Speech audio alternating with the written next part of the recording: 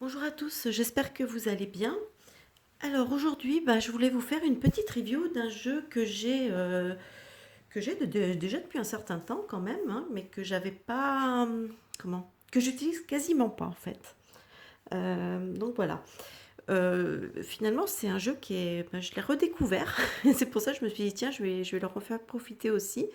Donc il s'appelle Le Tarot de la Forêt Enchantée de Mark Ryan et John Matthews.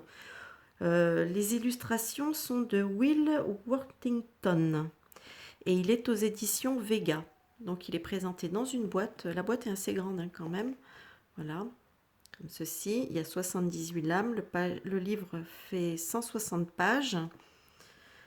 Voilà, et donc il est au prix de 27,90 €. Donc ça nous dit que le tarot de la forêt enchantée puise son inspiration dans la mythologie celtique dont le système de croyance est empreint de sagesse, chamanique et de tradition de la nature. Basé sur les rythmes saisonniers et les fêtes de l'année celtique, il nous aide à nous connecter avec un monde mythique d'une grande simplicité. Voilà, donc puis je vous laisserai, si ça vous intéresse, continuer de le lire. Donc, il est présenté donc dans une boîte comme ceci. Voici le livre. Donc, c'est un beau bouquin hein, quand même, franchement. Et ici, à la fin, vous avez des exemples de tirage un petit peu. Voilà, là, ça, c'est les arcanes mineurs. Tout est bien séparé, vous voyez, par une page comme ça, avec ça représente l'élément, la position, les associations, donc la suite, le nom de la suite au-dessus. Ici, au début, là, hop, on a une double page pour les arcanes majeures. Voilà, et puis après, il y a pas mal de choses qui sont d'introduction, etc. On vous explique la roue de l'année. Voilà. Donc le bouquin, il est illustré. Bon, il est en monochrome, hein, mais il est illustré. Alors, ensuite, donc les cartes sont présentées comme ça dans un coffret. Alors par contre, ça, je suis pas fan. Hein. En plus, l'espèce de plastoc là. Je suis vraiment pas fan de ce système-là, mais bon. Alors, le jeu donc, 78 lames. Le dos, bon bah le dos pareil, hein, je trouve qu'il est comme la boîte, intérieur de la boîte, il est décevant parce que franchement, ça aurait été quand même plus sympa avec une illustration ou quelque chose. Franchement, ce côté-là est un peu décevant. Heureusement, quand on tourne les cartes, c'est tout de suite plus sympa. Donc, par contre, les cartes, c'est vrai que c'est des cartes de belle qualité, hein, ça je peux vous le dire. Sinon, ce qu'on peut dire sur ce jeu, c'est que ce jeu ne correspond pas à un Rider-Waite. Donc, pour ceux qui savent un petit peu, qui s'y connaissent un petit peu en tarot, hein, vous savez qu'il y a quand même, il y a, enfin, moi je connais 3 types de tarot. Il y a le tarot de Marseille, on a le tarot Rider-Waite hein, qui est très similaire au tarot de Marseille, simplement parce que le tarot de Marseille, ses arcanes mineures ne sont pas illustrées, alors que dans le Rider-Waite, elles le sont. Sinon, c'est vrai que c'est sensiblement la même chose. Sauf si je dis une bêtise, hein, ceux qui connaissent peut-être me reprendront. Et je sais qu'il existe aussi le tarot de Thoth. Bon, là, je suis beaucoup moins calée là-dessus, donc je ne vais même pas en parler. Donc, celui-là, c'est un tarot qui ne rentre pas du tout dans le Rider-Waite parce qu'il y a plein de cartes qui ne correspondent pas. Je vous les montrerai au fur et à mesure, celles que je vois comme ça, qui me sautent aux yeux. Puis bon, il faut que ma vidéo fasse moins de 15 minutes, alors je vais me dépêcher. Alors, on va commencer avec le set de flèches. Les flèches correspondant euh, dans un Rider-Waite, ça correspondrait donc aux épées. Donc on a ce qui correspondrait au 7 d'épée, on nous parle d'insécurité. Donc ça ne correspond pas vraiment déjà à la base au 7 d'épée. Ici, on nous dit reine de vase, le saumon. Donc ici, les vases, bon vous l'avez bien compris, c'est les coupes. Hein. Ici, le 12, le miroir. Alors ça correspondrait, normalement, le 12, ça correspond au pendu. Donc, vous voyez, ça ne ressemble pas du tout. Le 2 de vase, attirance. Oui, parce que vous avez un petit mot-clé après chaque... Ça, c'est pratique, le petit mot-clé, c'est sympa. Le cavalier de vase, l'anguille. Le 6 de vase, la réunion, qui correspond pas au 6. Le roi d'arc, la vipère. Ah, arc, ça correspond au bâton. C'est l'élément feu. L'as de vase, eau de la vie. Le soleil de vie, donc ça correspond, puisque vous avez le numéro 19 devant, ça c'est une arcane majeure. Hein. Ça correspond au soleil. Le 8 de pierre, savoir-faire. Donc ça c'est pas trop faux. Reine d'arc, le lièvre. Vous voyez comme c'est vraiment joli, hein, les illustrations sont vraiment super jolies. Le roi de flèche, Martin Pêcheur. Le 16, le chêne foudroyé, ce qui correspond à la tour ou alors à la maison Dieu. La roue, qui correspond à la roue ou la roue de fortune. Le chaman, hop là, qui lui correspond plutôt au magicien ou au battleur. Ensuite, on a le 10 de vase, le bonheur. Donc, ouais, ça correspond bien là. 13, le voyage, donc ce qui correspondrait à l'arcane sans nom ou à la mort. Le 9 de flèche, consécration. Donc voilà, vous savez qu'on n'est pas du tout là, c'est pas du tout la même chose. Le 9 de vase, la générosité. Le cavalier de pierre, le cheval. Alors les pierres, c'est ce qui correspond donc au pentacle ou au denier. Donc c'est l'élément terre.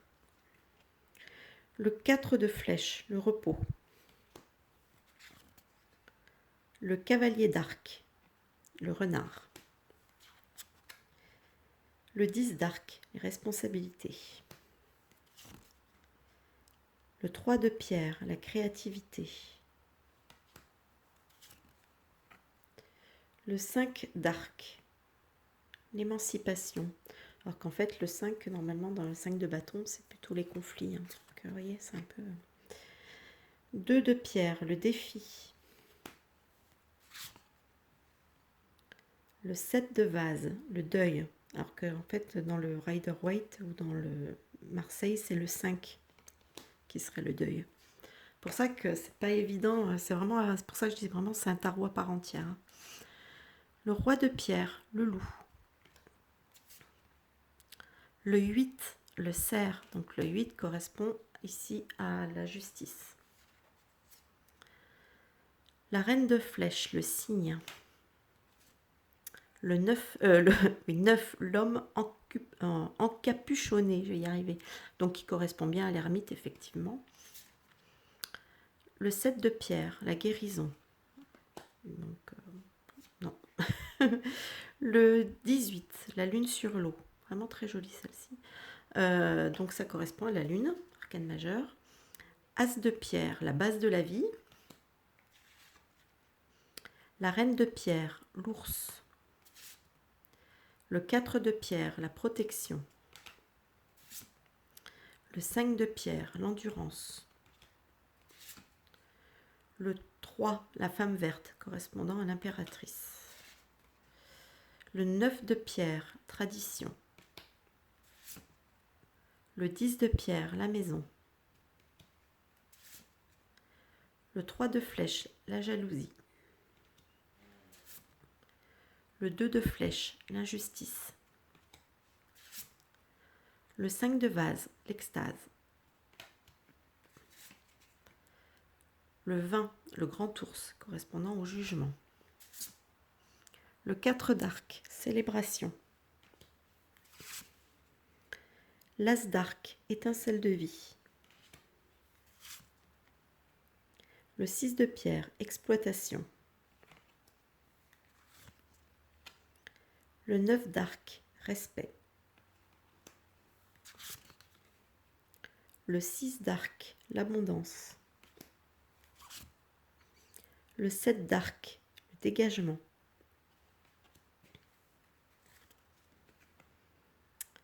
Le 8 de vase, la renaissance. Alors qu'en fait, c'est plutôt l'abandon en général. Le 0, le vagabond, donc ça correspond bien au fou. Le 5 de flèche, la frustration. Donc c'est le 5 d'épée, hein, ça, normalement. Le 6 de flèche, la transition. Donc oui, effectivement, là, ça peut correspondre. L'homme 4, l'homme vert, qui correspond à l'empereur. 6, les amoureux de la forêt. Donc effectivement, on est bien dans le thème. Valet de flèche, roitelet. 5, l'ancêtre, donc qui correspond au hiérophante ou au pape. 3 d'arc, épanouissement. 10 de flèche, instruction, donc, qui correspond 10 d'épée. Hein. Donc vous voyez, c'est pas du tout pareil. 11, le protecteur. Alors ça correspondrait à la force. 3 de vase, la joie. Le valet d'arc, l'hermine. Le 17, l'étoile polaire. Donc l'étoile, hein, vous avez compris. Le roi de vase, le héron. Le valet de pierre, le lynx. Le 2, le voyant, qui correspond à la grande prêtresse ou à la papesse. Le 7, l'archer, correspond au chariot. Le cavalier de flèche, le faucon. Le 2 d'arc, la décision. Le valet de vase, la loutre. Le 8 d'arc, le feu de l'âtre. Donc le 8, c'est le 8 de bâton. Vous voyez, c'est pas du tout pareil. Le 4 de vase, l'ennui. Bon là, effectivement, ça correspondrait. Le 21, l'arbre du monde, hein, qui correspond au monde. Le 8 de flèche, l'effort. Donc le 8 d'épée, c'est pas vraiment ça. L'as de flèche, le souffle de vie. 14, l'équilibre, donc qui correspond à la tempérance. D'ailleurs, ça représente, vous voyez, l'ensemble, ça représente un caducée, sachant que la tempérance représente aussi le soin, la santé. Donc on se rapproche quand même un peu. Et ici, nous avons le 15, le gardien, donc qui normalement correspond au diable. Voilà. Bah écoutez, j'espère que ce jeu vous plaît. Hein, vous pouvez le trouver sur, je pense, sur Internet. Ou peut-être sur Internet en général, hein, parce qu'il y a plein de petits commerçants de boutiques ésotériques, hein, maintenant sur Internet. Donc vous pouvez peut-être le trouver facilement, je ne sais pas trop, parce que ça fait un moment que je l'ai acheté. Bon, ben voilà. Donc j'espère que ça vous aura plu. N'hésitez pas à me dire dans les commentaires ce que vous en pensez. Moi, je vous souhaite une bonne visualisation et je vous dis à bientôt pour une prochaine vidéo. Bye bye!